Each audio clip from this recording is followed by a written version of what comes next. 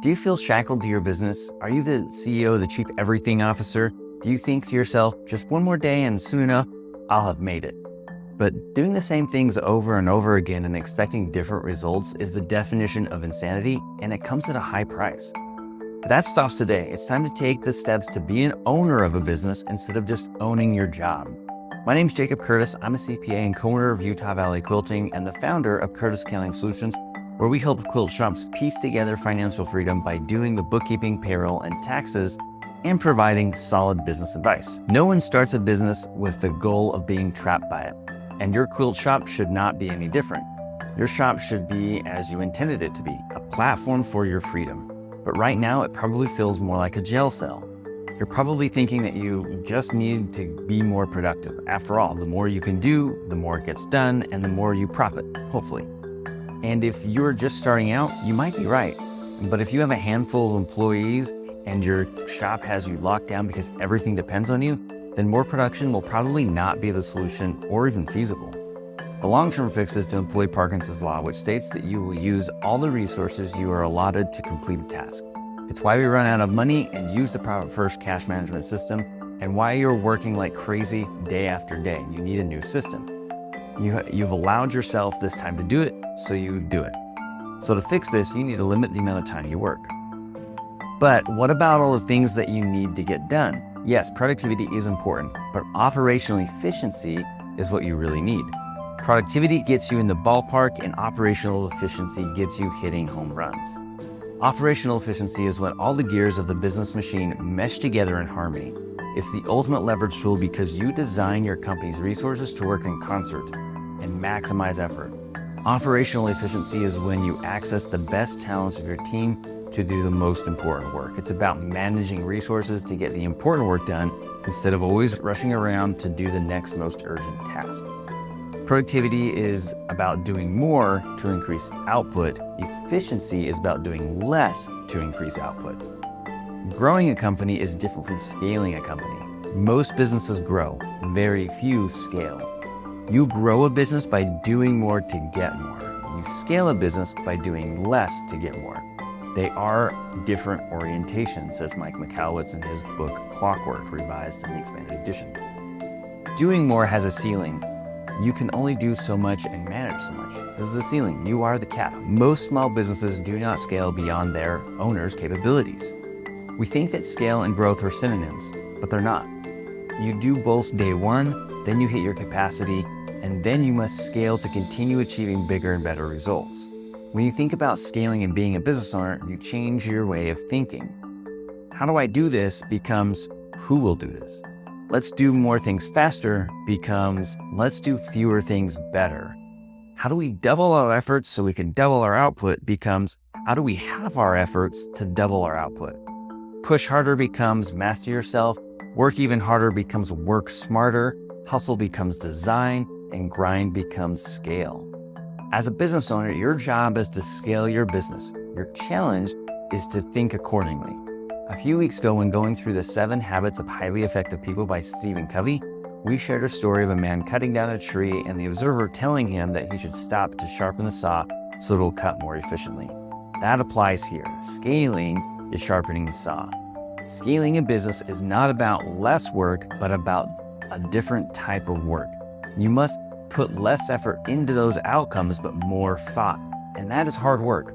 Thoughtful, calculated design work is the hardest and most important work of all. Someday never comes until you put in the work and design it. Your job as a business owner is to set the vision and give the company a strategic direction, and to share in the profit. I thank you for investing in the business, for contributing to the economy, and for creating jobs. A business owner's job is to create jobs. Your role is to produce the opportunity for people who want a good job with a good company.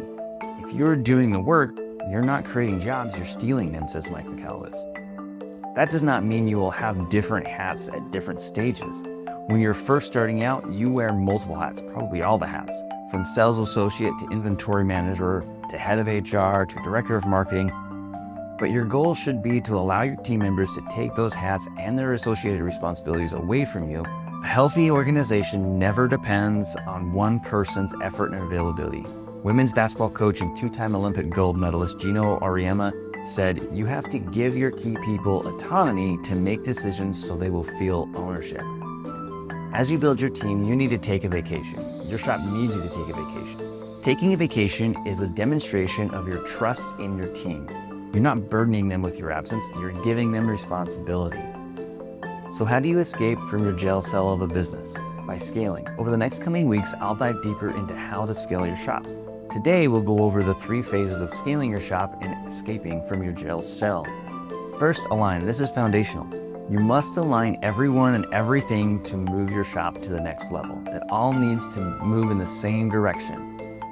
In this phase, you will clarify who you serve. You will declare your big promise and determine the most important function of your business, or your queen bee role. In the second phase, you integrate. The goal is to refocus and reorganize so that your team can do the work in the fewest necessary steps, using the least required effort to achieve the expected outcome. You'll discover how you and your team will protect and serve that queen bee role by tracking your time and your team's time and developing and capturing your systems and processes. And finally, in the third phase, you accelerate. You take operational efficiency to the next level. Your team will become empowered and resilient, and you will completely remove yourself from doing, and your shop will grow in impact and profitability. You'll balance your team, find and fix bottlenecks, and finally escape from your business. As you may have noticed, this may take some time, and every wrong step just adds a little more time to it. As Mike McAllitt says, time is the only thing in the universe that is not renewable. And this is why escaping from your business and getting your time back is so important.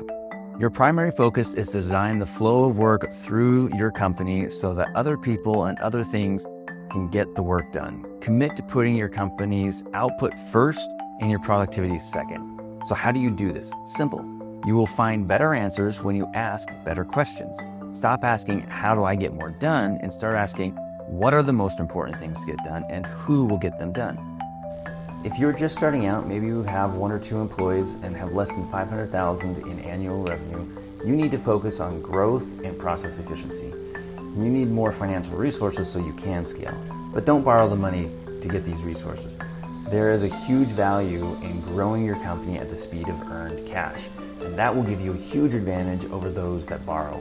If you have a handful of employees, are doing more than $500,000 in annual revenue and feel like you're stuck, you feel like you are the cap on your shop's growth, then you need to start this process. You need to take the first step and align everyone and everything. Regardless of your stage of business, email me at jacob@curtisscalingsolutions.com and tell me you are committed to growing and scaling your shop, to escaping from it, so that it can truly be the freedom platform you dreamed it would be. Thank you again for watching. I look forward to hearing from you, and remember to follow me at Curtis Accounting Solutions on Facebook, Instagram, Pinterest, and YouTube. Thanks, and talk to you later. Bye.